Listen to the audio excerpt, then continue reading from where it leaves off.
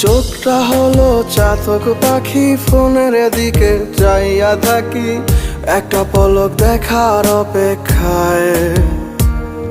আজ কবরটারে টাইলস কইরা বাধায় রাখবে রে, টাকার মেশিন ঘুমায় থাকবে অতি যতনে। প্রবাস জীবন, প্রবাস জীবন, পাখির মতো উড়াল